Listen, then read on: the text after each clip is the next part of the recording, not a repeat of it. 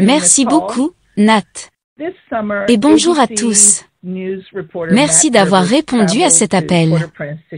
Cet été, le journaliste d'ABC News Matt Rivers s'est rendu à Port-au-Prince pour faire la lumière sur la terrible crise à laquelle est confronté le peuple haïtien. Le déplacement, l'insécurité alimentaire aiguë, l'épidémie dévastatrice de choléra, la violence brutale des gangs, les enlèvements et les meurtres, ainsi que la violence sexuelle généralisée. Sur place, ABC a interrogé les plus jeunes victimes de cette violence, les enfants haïtiens. Un garçon de 12 ans a déclaré à ABC, et j'aimerais le citer, qu'il aimerait que les tirs cessent pour que les gens puissent rentrer chez eux et mener une vie normale. Ce jeune garçon et les habitants d'Haïti appellent à l'aide et demandent à la communauté internationale d'intervenir. Aujourd'hui, nous avons répondu à cet appel. Le Conseil de sécurité des Nations Unies a adopté la résolution historique rédigée par les États-Unis et l'Équateur pour autoriser une mission multinationale de soutien à la sécurité en Haïti. Le gouvernement haïtien, la société civile haïtienne, le secrétaire général Gutiérrez et d'autres partenaires internationaux réclament depuis longtemps cette mission, une mission qui soutiendra la police nationale haïtienne et l'aidera à ouvrir la voie vers une stabilité à long terme. Le vote d'aujourd'hui témoigne de la capacité des Nations Unies à galvaniser l'action collective. Mais alors que nous nous rassemblons pour soutenir cette mission, nous devons également nous prémunir contre les abus potentiels et tirer les leçons des erreurs du passé. C'est pourquoi la résolution du Conseil de sécurité précise que la mission doit opérer dans le strict respect du droit international et demande des garanties pour promouvoir le respect des droits de l'homme et l'obligation de rendre des comptes. Nous devons maintenant faire décoller cette mission et le travail commence dans nos pays, et je tiens à remercier le Kenya d'avoir pris l'initiative et des pays comme la Jamaïque. Le Hamas et le Tigan et les militaires, qui se sont publiquement engagés à fournir du personnel pour la mission. Pour leur part, les États-Unis continueront à soutenir le peuple haïtien en ces temps difficiles. Et nous sommes déterminés à accroître l'aide à cette mission multinationale. Nous avons l'intention de travailler avec le Congrès pour fournir un soutien de 100 millions de dollars, et le département de la Défense est prêt à fournir un soutien robuste. Nous appelons le reste de la communauté internationale à nous rejoindre. D'autres pays doivent se manifester. Si nous agissons de toute urgence, la mission peut être déployée en quelques mois, et il n'y a pas de temps à perdre. Comme l'a déclaré le président Biden à l'Assemblée générale des Nations Unies le mois dernier, le peuple haïtien ne peut plus attendre. Le regretté chanteur haïtien Macaben a décrit Haïti comme une mère qui se tient debout et forte, qui a traversé beaucoup d'épreuves, mais dont les enfants peuvent marcher en gardant la tête fière. Au peuple haïtien, mon message est le suivant, continuez à vous tenir debout et fort. L'espoir et l'espérance sont en route. Je vous remercie de votre attention. Je me réjouis de répondre à vos questions. Félicitations pour l'adoption de cette résolution. Je voulais savoir ce que vous pensiez de ce que cela représente en termes d'action du Conseil de sécurité à un moment, une capacité d'agir en quelque sorte à un moment où nous l'avons vu remis en question et où les vétos russes se sont succédés sur des questions allant de certains vont du Mali à la Syrie, en passant par les questions transfrontalières et autres. Quel est donc, selon vous, le message à faire passer?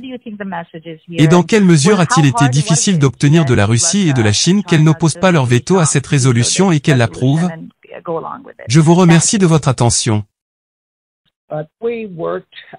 Nous avons travaillé avec tous les membres du Conseil de sécurité et en particulier avec les pays de l'E10 et l'EA3, les 3 membres africains, pour leur faire comprendre qu'ils devaient se joindre à nous et faire comprendre aux autres qu'ils devaient soutenir cette résolution.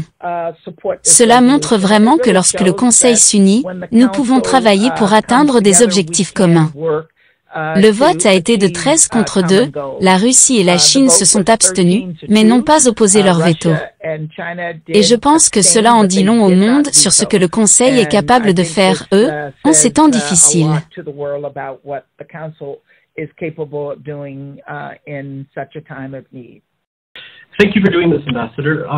Merci d'avoir fait cela. La police kenyane est connue pour ses exécutions d'extrajudiciaires et ses violations des droits de l'homme en tout genre. Qu'est-ce qui vous fait penser que c'est une bonne idée de les envoyer en Haïti? Et quelle garantie avez-vous obtenue d'eux qu'ils sont prêts pour cette mission?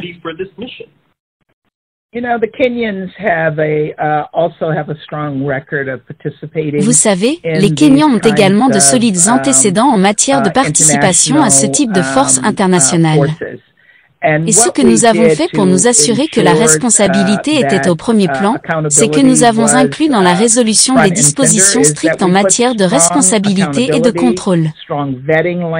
Et nous cherchons à garantir que la responsabilité sur les questions de violation des droits de l'homme ou d'abus sur SEA, qu'il y ait de la transparence sur ces questions.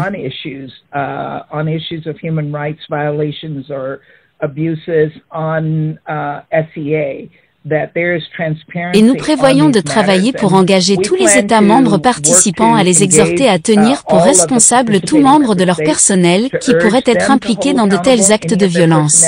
Nous avons eu des discussions très intenses. Nous avons eu des discussions très intenses avec les Kenyans à ce sujet et nous sommes convaincus qu'ils seront en mesure de mener à bien cette mission. J'ai vu la police kenyane en action. Je les ai vus battre des Kenyans sans discernement. Eux, en 2017, ils ont tiré et tué des dizaines de manifestants.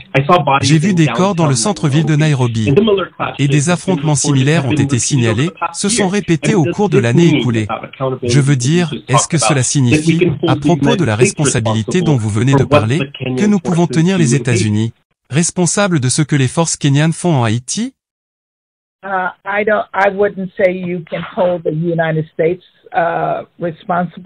Je ne dirais pas que vous pouvez tenir les États-Unis pour responsables, mais nous tiendrons les Kenyans pour responsables. C'est ce que demande la résolution.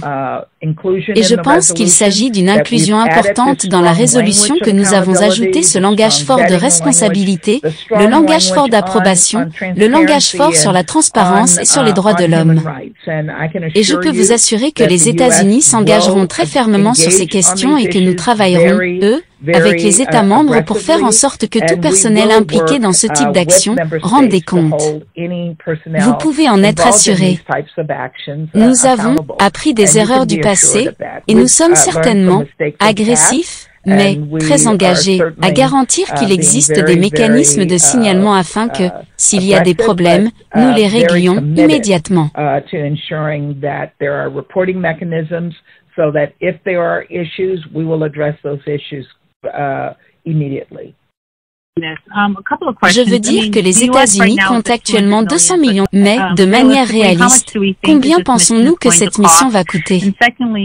Et deuxièmement, vous savez, la Chine a beaucoup parlé du trafic illicite d'armes, et nous savons qu'elles entrent en Haïti, pas seulement à partir des ports de Floride, mais à travers la frontière.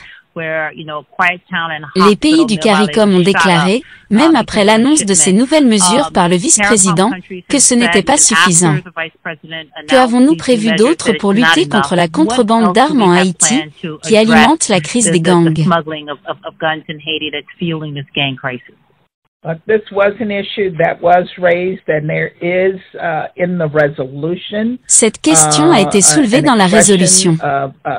L'expression d'une préoccupation au sujet de la fourniture illicite d'armes à Haïti et que nous travaillerons à traiter ces questions également. Mais pour l'instant, les gangs opèrent en toute impunité, donc ils ont accès aux armes, mais ils ont aussi la capacité d'utiliser ces armes pour intimider.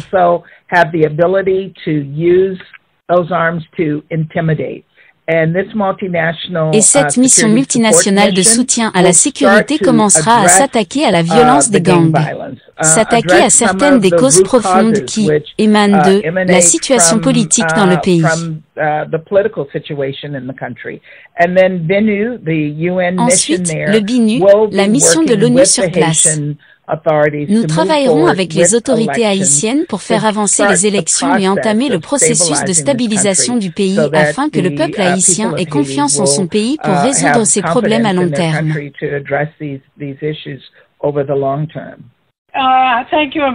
Merci, Madame l'ambassadrice. Juste pour clarifier d'abord, les 100, les 200 millions, 100 plus 100, est-ce que cela a déjà été soumis? Est-ce que cela fait partie du paquet passé ou est-ce que cela doit être soumis? Ensuite, la deuxième question est la suivante. Pensez-vous que les Haïtiens qui fuient par bateau ou par voie terrestre vers les États-Unis seront, dans une certaine mesure, dissuadés par cette mesure? Je veux dire, aidés par la force. Comme le secrétaire d'État l'a annoncé vendredi, nous avons l'intention de travailler avec le Congrès pour fournir 100 millions de soutien et ensuite le département de la Défense est prêt à fournir un soutien solide qui s'élèvera à 100 millions également. Et bien que nous ne sachions pas, en fin de compte, ce que cela coûtera, nous chercherons, maintenant que nous avons cette résolution en place, à obtenir les contributions d'autres pays. D'autres pays. Ils nous ont indiqué qu'ils attendaient la résolution avant de fournir des contributions en nature ou des fonds pour la mission.